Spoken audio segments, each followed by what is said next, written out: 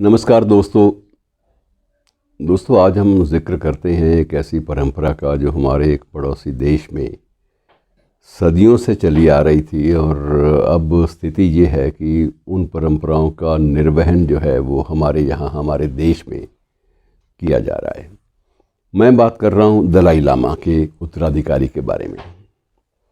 दलाई लामा का मित्रों सबसे बड़ी एक विशेष जो बात है, ये सदियों से ये परंपरा चली आ रही है और वर्तमान जो दलाई लामा हैं, जो कि बेहद लोकप्रिय भी हैं, स्वीकार्य भी हैं, सम्मानित भी हैं और विश्व भर में सम्मानित हैं।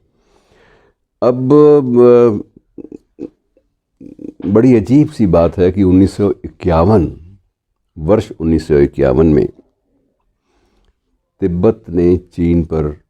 चीन ने तिब्बत पर पूरा का पूरा अपना नियंत्रण जो है वो कर लिया था और 1959 उस घटना के लगभग आप मान के चलिए कि 8 वर्ष के बाद तक ये सिलसिला चलता रहा। प्रशासन जो है उस पर नियंत्रण चीनियों का रहा और दलाई लामा जो है वो अपनी ज़िंदगी चुपचाप अपनी धार्मिक परंपराओं के अनुसार उसका निर्वहन करते रहे। लेकिन उसके बाद 1959 में चीन के ख़िलाफ़ जब तिब्बती समुदाय में एक भरपूर आंदोलन चला तो उसके बाद से वर्तमान दलाई लामा अपने लाखों शिष्यों के साथ भारत की ओर प्रवेश कर गए और भारत में उनको शरण भी दे दी गई और अब धर्मशाला में, हिमाचल के एक क्षेत्र धर्मशाला में, उसके एक क्षेत्र मकलोडगंज में उनका मुख्यालय है और दलाई लामा का अब स्थायी निवास वहीं पर है और इस वक्त वहाँ से ही एक निर्वासित सरकार, तिब्बती सरकार का जो संचालन है वो किया जा रहा है। मित्रों, ये बड़ा एक विवादास्पद सा मुद्दा हो गया है। चीन ये चाहता है कि वो अगले दलाई लामा का निर्वाचन वो स्वयं करें। इस वक्त उसका नियंत्रण है, वो चाहता है कि ये नियंत्रण बना रहे। ये स्वाभाविक सी एक बात है कि जिस चीज़ पर कब्ज़ा हो जाता है, आधिपत्य हो जाता है, वो उसको जल्दी जल्दी छोड़ने को तैयार कहाँ होता है। लेकिन जो परंपराएं हैं, तिब्बती धर्म गुरुओं की परंपराएं, उनका क्या होगा। स्वयं वैसे वर्तमान दलाई लामा जो अब काफ़ी उम्र के हो चुके हैं और उनकी उम्र लगभग 85 वर्ष के आसपास है इस वक्त, तो इसके बावजूद वो स्वस्थ भी हैं। उनके स्वास्थ्य के बारे में कभी कोई बुरी खबर प्रकाशित नहीं हुई, ना प्रसारित हुई है। स्वस्थ भी हैं, सक्रिय भी हैं। अब भी उनके संदेश जो है वो नियमित रूप से जाते हैं। इसी बीच में वो अपने श्रद्धालुओं से निरंतर मिलते रहे हैं और उन्होंने कभी भी किसी भी मुद्दे पर कोई विवादास्पद बयान नहीं दिया। बहुत सारे देश ये चाहते हैं कि दलाई लामा के साथ चीन को चाहिए कि वो शांति वार्ता का संपर्क जो है वो स्थापित करे और उसमें कुछ ऐसा प्रयास किया जाए कि ऐसा कुछ भी ना हो जिसमें वर्तमान जो स्वरूप है उसमें कोई बहुत ज़्यादा रद्दोबदल हो। अगर एक परंपरा ही ख़त्म हो जाती है तो बात क्या रहेगी। लेकिन दलाई लामा स्वयं भी ये चाहते हैं कि ये परंपरा, वो कहते हैं कि इस पर विचार कर लिया जाए कि क्या मेरे आगे उसके बाद दलाई लामा की नियुक्ति या चयन प्रासंगिक होगा, क्या उसको मान्यता मिलेगी।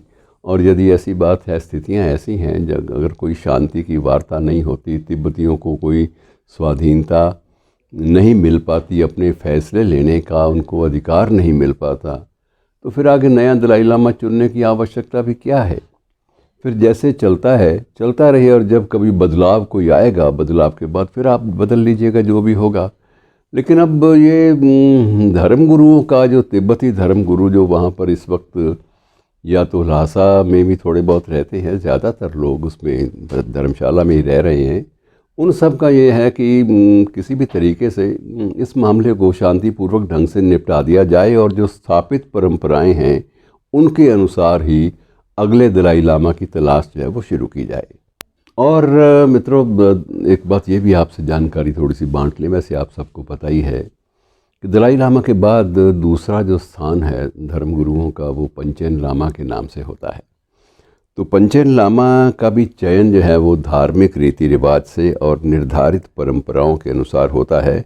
उसमें दलाई लामा किसी भी एक बालक को चुनते हैं और पूर्व जन्म के संस्कारों को, जो भी निर्धारित पद्धति है उसके अनुसार उनसे मेल करवा के उन संस्कारों का वर्तमान में उसको प्रासंगिक मानकर वो उसकी घोषणा करते हैं।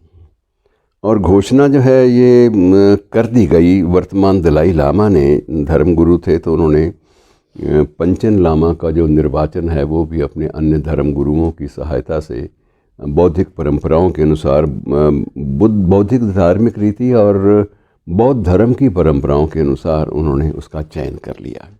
एक बालक का चयन किया गया कि ये अगला पंचन लामा होगा। अब 1995 में क्या हुआ कि चीन की सरकार ने उस पंचन लामा का अपहरण ही कर लिया। अपहरण के बाद आज तक 2021 चल रहा है, ये पता ही नहीं है कि पंचन लामा कहाँ है भी या नहीं, अगर है तो वो कहाँ पर है, और उसको क्या अकस्मात किसी नए रूप में प्रस्तुत करने की चीन की योजना है, इस बारे में कुछ भी स्पष्टीकरण दुनिया के सामने नहीं है।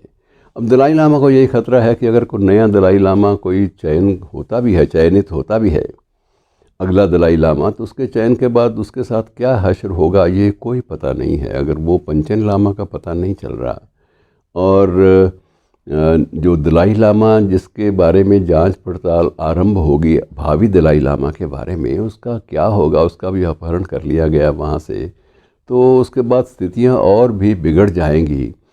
अब वर्तमान स्थिति ये है कि हमारे वर्तमान दलाई लामा जो हैं वो वर्ष में लगभग 5-6 महीने बाहर भी लगा आते हैं, विदेशों में भी जाते हैं। जहाँ जहाँ तिब्बती जन समुदाय के लोग हैं उनसे मेल मिलाप के लिए, उनके दर्शनों के लिए, उनकी कुशल क्षेम की कामनाओं करने के लिए वो बाकायदा अब भी जाते हैं। इतने सक्रिय हैं वो। और आपको पता ही है कि उनको नोबेल शांति पुरस्कार भी मिला है। और अब भी उनके बारे में कभी कोई उनके चरित्र के बारे में, उनकी कार्य प्रणाली के बारे में, उनके वक्तव्यों के बारे में कभी भी एक भी विवाद नहीं खड़ा हुआ। लेकिन अब ये संकट की स्थिति है। चीन ने यद्यपि स्पष्ट रूप से घोषणा तो नहीं की, लेकिन एक बात का प्रस्ताव जो है उन्होंने एक रोटेट कर दिया है, छेड़ दिया है कि अगला दलाई लामा चीन ही चुनेगा, क्योंकि वहाँ पर चीन की देख रेख में चुना जाएगा, क्योंकि चीन का वहाँ पर नियंत्रण है इस वक्त तिब्बत में, और तिब्बत चीन का अंग, वो लोग ये मानते हैं, मानकर चलते हैं। तो ये एक प्रकार से बड़ा उलझा हुआ प्रश्न है मित्रों। ये कैसे इस संकट का समाधान कैसे होगा कोई पता नहीं है। लेकिन एक स्थापित निर्विवाद परंपरा हमारे सामने अगर वो लगे कि वो दम तोड़ रही है या कहीं ना कहीं से कमज़ोर पड़ती जा रही है या उसे कमज़ोर करने का एक प्रयास किया जा रहा है, तो मित्रों बहुत दुख होता है। क्योंकि इसके साथ सिर्फ ये नहीं है कि एक पद का सवाल है, एक पूरी तिब्बती धर्म गुरुओं की परंपरा का सवाल है। और इस परंपरा में अतीत में बड़े अद्भुत किस्म के लोग आगे आए हैं। दलाई लामा निर्वाचित हुए, चयनित हुए हैं, तो उनकी योग्यता आज भी चर्चा का विषय बनी रहती है। और अब इस स्वस्थ परंपरा का समापन कैसे होगा ये विषय अभी तक स्पष्ट नहीं है। और भारत सरकार ने भी अपनी ओर से इस बारे में कोई कड़ा स्टैंड या कोई ऐसी जो नीति है उसकी घोषणा नहीं की।